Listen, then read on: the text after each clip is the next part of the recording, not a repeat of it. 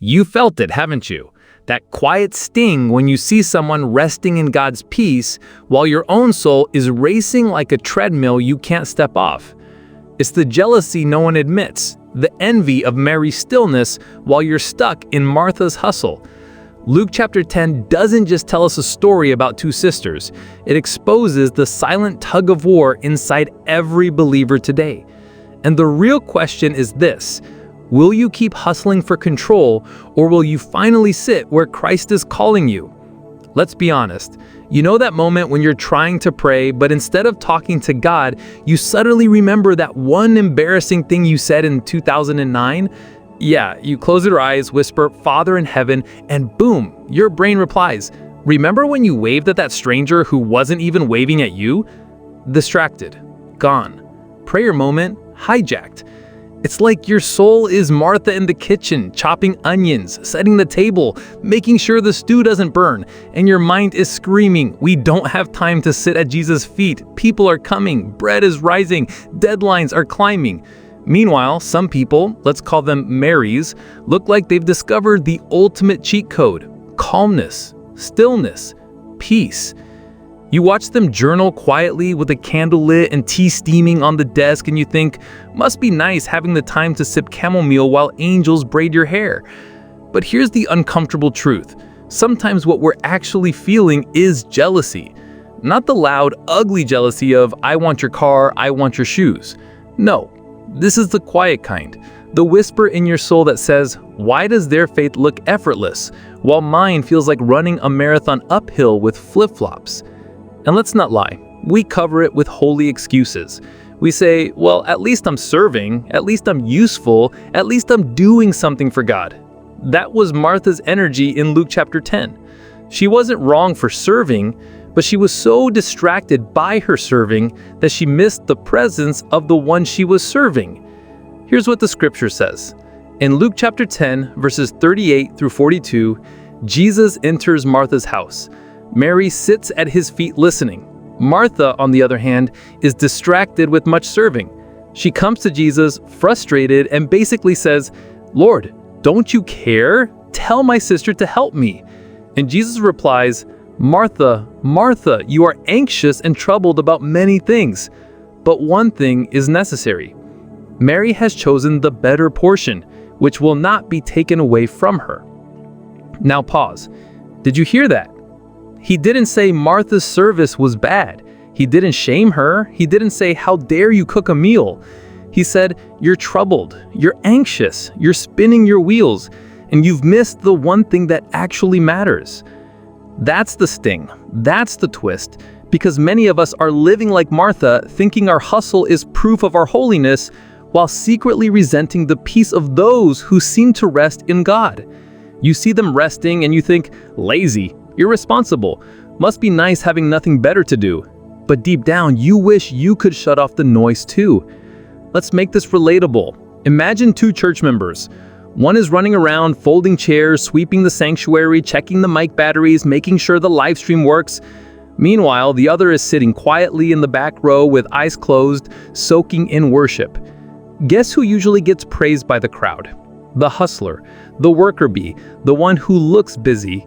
But guess who Jesus highlights in this passage? The listener, the still one, the one who dared to stop. It's uncomfortable, isn't it? Because our whole culture celebrates Martha energy, grind culture, hustle culture, wake up at 5 a.m., drink black coffee, answer emails, post motivational reels, work harder, move faster, do more. Rest? That's for the weak. Silence? That's for people who aren't serious. But Jesus flips that and he says, one thing is necessary. Not 10, not a checklist, one. And here's the question we never ask out loud. What if all our hustling is just a cover-up for fear? Fear that if we slow down, we'll be forgotten. Fear that if we sit still, God won't notice us. Fear that if we're not constantly producing, constantly serving, constantly proving, we don't matter. That's the quiet jealousy behind the Martha and Mary story. Martha's resentment wasn't really about Mary slacking off. It was about Martha wishing she had the freedom to stop, the freedom to breathe, the freedom to trust that Jesus didn't come over for the bread, he came for the company. Now let's talk real life. You know that moment when you scroll through Instagram and see someone posting their peaceful morning routine? Bible open, highlighters neatly arranged, coffee steaming with perfect latte art, and you look at your own morning, cold toast, rushing to work, muttering a quick, "Lord, bless my day," while searching for your other sock. And deep down, you feel two things at once. Annoyance, like, oh please, nobody's life is that perfect, and longing, why can't I have that stillness too? It's the same tension Martha felt, and Jesus addresses it head on. You are anxious and troubled about many things. Do you hear how piercing that is? He names it anxiety, trouble, distraction. He doesn't just see the busy hands, he sees the restless heart. And this is where it gets personal, because if we're honest, many of us would rather be applauded for busyness than exposed for our lack of peace. Busyness makes us look holy. Stillness makes us vulnerable. In stillness, you can't hide. In stillness, you have to face yourself. And maybe that's the real reason we hustle. Not because we love serving so much, but because silence terrifies us. Think about it. When was the last time you sat quietly with no phone, no tasks, no agenda, just God? Some of you can't even fall asleep without background noise. And that's not a guilt trip, that's just reality. We are addicted to distraction. But here's the kicker. Distraction doesn't heal, only presence does. So what do? Do we throw away the serving, quit volunteering, stop caring about responsibilities? No, that's not the lesson here. Jesus didn't tell Martha never to cook again. He told her that serving becomes poison when it steals your presence. He told her that busyness becomes bondage when it blinds you to the better portion. And this is the challenge. How do you shift from Martha's resentment to Mary's rest? How do you stop despising those who seem to have peace and start actually receiving it yourself? Because here's the truth nobody likes to admit. The peace we envy is available to us too, but it costs us something. It costs us control. It costs us the illusion that we can earn God's attention with hustle. It costs us the pride that says, if I don't hold this all together, everything will collapse. So maybe the real jealousy here isn't about Mary at all. Maybe it's about Jesus. Maybe we're jealous that Mary has something we've been too scared to receive. Intimacy, stillness, presence.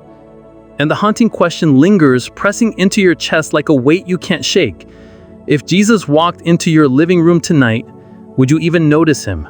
Or would you still be in the kitchen, banging pots, hoping he's impressed? Let me paint a picture. Imagine you invite Jesus to your house. The Son of God is literally in your living room. The Messiah, the Word made flesh, the one holding galaxies together with his voice. And what are you doing? Sprinting around the kitchen, yelling at the microwave because it beeped too loud, stress sweating over whether the rice is sticky enough, checking your watch like he's about to leave you a bad Yelp review. That's Martha. She wasn't wrong for serving. Hospitality was huge in her culture. She wanted Jesus to feel honored. But here's the plot twist. Jesus didn't come for the food. He came for her. He came for Mary. He came for presence, not performance. And that's where the sting is. Because if we're honest, we're terrified of that idea. Terrified that God might just want us, not our projects, not our service, not our ministries, not our carefully curated good Christian resume, just us. Raw, distracted, messy. You ever notice how scary silence can be? Like, have you ever sat in a room so quiet that you could hear your own heartbeat? At first it's peaceful, but then your brain starts playing reruns of every awkward moment from childhood. Silence forces you to face the stuff you've been hiding under the pile of busyness. And maybe that's why we hustle like Martha. Because if we slow down long enough to hear Jesus, we'll also hear the parts of ourselves we've been avoiding. But Mary? Oh, Mary is gutsy. Mary is that person at a party who ignores the chaos in the kitchen and just plops down on the couch with a guest of honor. Everyone else is darting around trying to impress, and she's like, nope, I'm not missing this moment. Mary doesn't even apologize for not helping. She just sits at his feet, listening, receiving, risking the side eyes and judgmental whispers. And what does Jesus do? He defends her. He validates her choice. He says Mary has chosen the better portion. He doesn't call her lazy. He doesn't scold her for not being productive. He says she's chosen wisely. Now here's where it gets personal again. Some of us are secretly jealous of Mary people. You know the type. They seem so serene in church, eyes closed, hands lifted, tears falling at the right moment. Meanwhile, you're still fumbling with the bulletin, wondering if anyone saw you almost trip during worship. You want to be Mary, but you feel like Martha, torn, anxious, distracted. And deep down, you resent them. Not because they're bad, not because you hate them, but because they represent something you crave. Freedom. Freedom from the constant what-ifs. Freedom from the self-doubt soundtrack in your head. Freedom from the need to prove you're enough. See, this is where the jealousy sneaks in, not the loud kind. No one's going to confess this at Bible study. It's the quiet jealousy, the kind that makes you roll your eyes at someone's peaceful Instagram devotion post, but secretly wish you could experience it too. It's the kind that whispers, "Why can't I sit still like that? Why do I always feel restless, even with God?" And Jesus speaks into that exact ache. He doesn't say, "You are sinful," or "You are useless." He says, "You're anxious, troubled." He names the burden, but he also offers a way out. Let's be real here. Most of us are walking around with a Martha-sized to-do list. Bills to pay, kids to raise, work deadlines, group chats that never end, and then we add church volunteering, Bible reading plans, prayer groups, fasting calendars. Suddenly we're sprinting for God, not sitting with Him. And when someone else seems to just rest in God, we don't know whether to admire them or throw a hymn book at them. But look again at what Jesus says. One thing is necessary. One. Imagine that. In a world screaming for 100 things at once, Jesus reduces it to one. Presence. Listening. Him. And here's where it hits me. Maybe we've confused serving God with knowing God. Maybe we've made busyness into a badge, but Jesus is more interested in our attention than our activity. Think about it.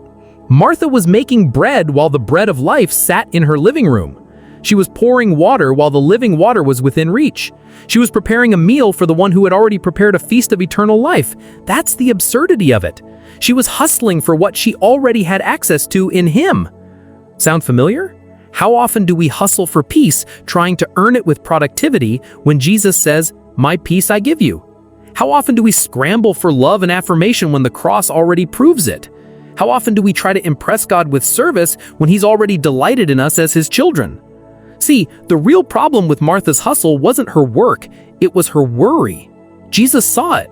You are anxious and troubled. Serving turned sour because it became fuel for anxiety instead of an overflow of love. And that's where many of us get stuck. Let me exaggerate this for comedic effect. Imagine Jesus is in your house and instead of hanging out with Him, you're like, "Hold up, Lord, I've got to finish vacuuming or the whole universe will implode." Meanwhile, He's sitting on your couch like, "Child, I literally hold the universe together, you can relax." But no, we're panicking over dust bunnies under the table. That's us. That's Martha energy. And yet, here's the hope. Jesus doesn't reject Martha. He doesn't storm out and say, "Well, I guess I'll only hang with Mary then." No, He gently redirects her. He calls her name twice, Martha, Martha. Tender, patient. Almost like He's saying, "I see you. I know you. I know why you're striving. But let me show you a better way." And that's the good news for us too. He sees the anxious scrolling at midnight. He sees the racing thoughts when you try to pray. He sees the exhaustion you mask with busyness. And He doesn't shame you, He invites you. So, here's the tension. The quiet jealousy we feel toward Mary-like people is actually an invitation. Instead of resenting their peace, Jesus says, "And come and sit too. It's available for you." The very thing you envy is the thing you're being called into. But there's a cost. Letting go of Martha energy feels like free-falling. It feels irresponsible, like if I stop hustling, the whole house will collapse. But maybe that's the point. Maybe sitting at His feet is supposed to feel scary, because it means trusting that He's holding things together, not us. Let's put it this way. Martha was worried the bread would burn. Mary knew the true bread was never going anywhere. So let me ask you, and be honest with yourself, are you living like Martha, hoping Jesus notices your hustle? Or are you daring like Mary to believe that His presence is enough, even when the dishes are still in the sink? Because at the end of the day, this story isn't just about two sisters. It's about two ways of living. Martha's way, distracted, anxious, jealous of others' peace? Or Mary's way, still, present, resting in the one who is peace? And here's the kicker. Jesus doesn't shame Martha, and he doesn't idolize Mary. He simply says, Mary chose well, which means we can too. Every day, every moment, every distraction is another chance to choose differently. So maybe the next time you feel that quiet jealousy bubbling up, when you see someone resting in God while you're scrambling, you stop, you breathe, and you hear his voice. One thing is necessary. Choose it. Because the truth is, the quiet jealousy you feel, it's not condemnation, it's a clue. A clue pointing you toward what your soul is actually craving. Stillness with him. So here's where we land. You and I, we've both got a little Martha in us. The restless, hustling, overthinking part that's afraid to stop moving. But Jesus isn't handing out gold stars for burnout. He's offering himself. And maybe that quiet jealousy you feel when you see someone at peace with God, that's not shame. That's an invitation. A gentle nudge from Jesus whispering, "Come sit too. I've saved you a seat." So today, here's the challenge. Dare to leave one thing undone. Let the laundry sit. Let the email wait. Let the dishes soak. And choose the better portion, the presence of Christ. Because the world won't fall apart if you pause, but your soul just might fall together. Let's end today's exegesis with a short prayer. Lord Jesus, thank you for reminding me that you want me, not just my work. Forgive me for the times I've chosen busyness over being with you. Help me to see that stillness is not laziness, but trust. Teach me to sit at your feet like Mary, even when the world pulls me away. When I feel restless or jealous of others' peace, remind me that you offer that peace to me too. Give me courage to stop hustling long enough to hear your voice. Show me how to serve from love, not from anxiety. Anchor me in your presence where my worth is secure, and let my life reflect the quiet strength that only comes from you. Amen.